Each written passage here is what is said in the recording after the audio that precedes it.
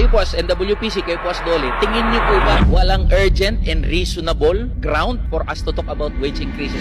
Kasi po sa analysis namin ng socio-economic indicators na nirelease ng PSA, wala pa po at this time. Ayun, thank you. Thank you, Director. At least diretso na po tayo sumagot. Ang tanong ho ano po bang policy proposal ninyo ng Department of Labor and Employment patungkol sa sahod ng mga manggagawa? Kung wala ngang intervention sa pagpapababa ng presyo ng bilihin, DOF, ayaw tanggalin yung VAT, hindi mapababa presyo ng bilihin, o di meron naman tayong magagawa sa sahod ng mga manggagawa. The question is very simple and straightforward. Is the DOLE supportive of a wage increase or not? We are going to leave that to the regional tripartite wage boards, Your Honors. Malino na po. So binabanggit, ipinagpapaubaya sa mga regional, tripartite, and wage productivity boards. Parehas po ba yan dun sa binabanggit ni Yusek Betonyo? Pwede niyo po sila i-direct eh.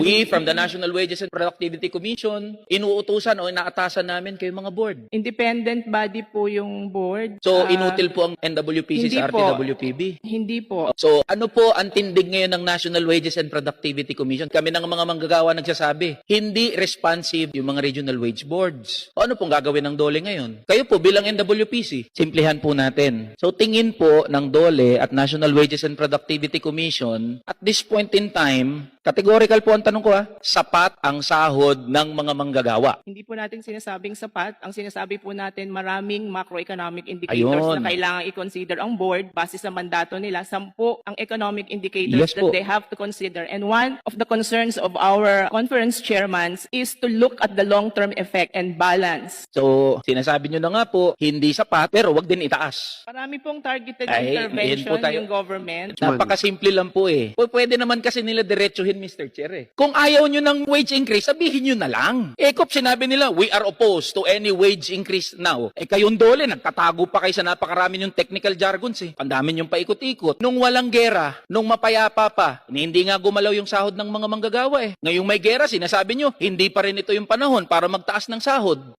Saan po posisyon ng mga manggagawa? Lagi nyong sinasabi, kailangan nating intindihin ang sitwasyon para sa mga negosyo. Lahat na ng pupwedeng isupport sa mga negosyo, ibinigay na. Pero yung mga manggagawang minimum wage at middle income earners, walang nakukuha na kahit ni isang suporta. And here we are, hearing from the Department of Labor and Employment, yung mga pasikot-sikot nyo po ng mga dahilan. Tingin nyo po ba walang urgent and reasonable ground for us to talk about wage increases now? Kasi po sa analysis namin ng socio-economic indicators na nirelease ng PSA, wala pa po at this time. Ayun, thank you. Thank you, Director. At least diretso na po tayo sumagot. So we have heard from the NWPC, naririnig ng mga manggagawa, ang Department of Labor and Employment at NWPC, tumitindig na walang rason para itaas ang sahod ng mga manggagawa. Salamat po, Director Criselda. Lahat tayo apektado. Alam niyo po, iba ang tama ng krisis sa mga manggagawa, lalong-lalo na sa mga minimum wage earner at middle income earners. Ang gusto lang naman po naming marinig, ano ang assurance mula sa pambansang pamahalaan natin, sa ehekutibo, assurance na sa gitna ng krisis na nararanasan natin, mabibigyan ng kaunting kaginhawaan, maibsan man lang yung kahirapang pinagdadaanan ng mga manggagawa. Pero ang problema po, mismong DOLE, mismong NWPC, mismong ehekutibo, wala ni isang intervention para sa mga minimum wage and middle income earners. Ayaw pababain yung presyo ng bilihin, ayaw isuspende yung VAT, ayaw nyo rin naman itaas yung sahod ng mga manggagawa. Saan po posisyon ng mga manggagawa?